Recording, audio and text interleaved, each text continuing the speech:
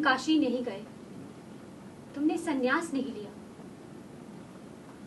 मैंने इसलिए तुमसे यहां से जाने के लिए नहीं कहा था।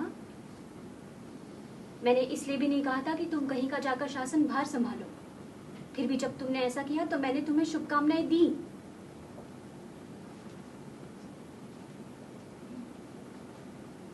मैं तुम्हारे जीवन में नहीं रही, परंतु तुम मेरे जीवन में सदा बने रहे हो। मैंने कभी तुम्हें अपने से दूर नहीं जाने दिया।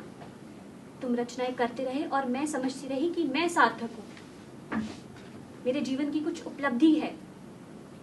और आज तुम मेरे जीवन को इस तरह से निरर्थक कर दोगे। जानते हो मैंने जीवन के ये वर्ष कैसे व्यतीत किए हैं, क्या से क्या हुई हूं। तुम जीवन से तटस्थ हो सकते हो, परंतु मैं तो अब तटस्थ नहीं हो सकती।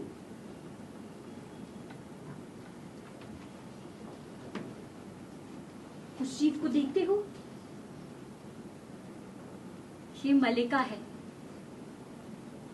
जो धीरे धीरे अब बड़ी हो रही है,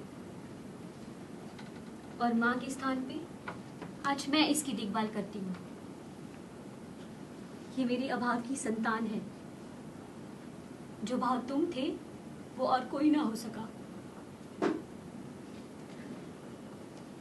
जानते हो मैंने अपना नाम खोकर आज एक विशेषण उपार्जित किया है, और आज मैं अपनी दृष्टि में केवल एक विशेषण हूं।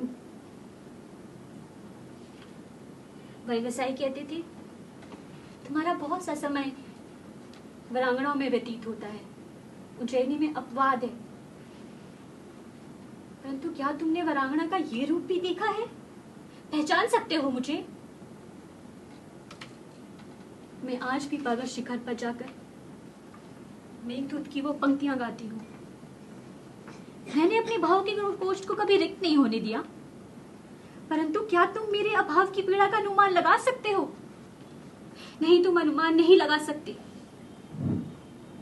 तुमने ही लिखा था कि एक दोष गुणों के समूह में उसी तरह छुप जाता है जैसे चांद की किरणों में कलंक, परंतु दारिद्र्य नहीं छिपता। 100 गुणों में भी नहीं छिपता। छिपता ही नहीं, सबको एक एक करके नष्ट कर देता है। परंतु मैंने ये सब सह लिया क्योंकि मैं टूटकर अनुभव करती रही कि तुम बन रहे हो। और आज मैं सुन रही हूँ कि तुम तटस्थ हो रहे हो, संन्यास ले रहे हो। उदासी, तुम मेरी सत्ता के बोझ से मुझे इस तरह से वंचित कर दोगे।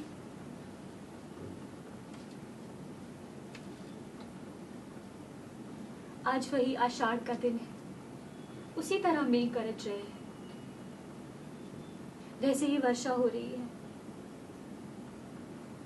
वही मैं हूं, उसी घर में, किंतु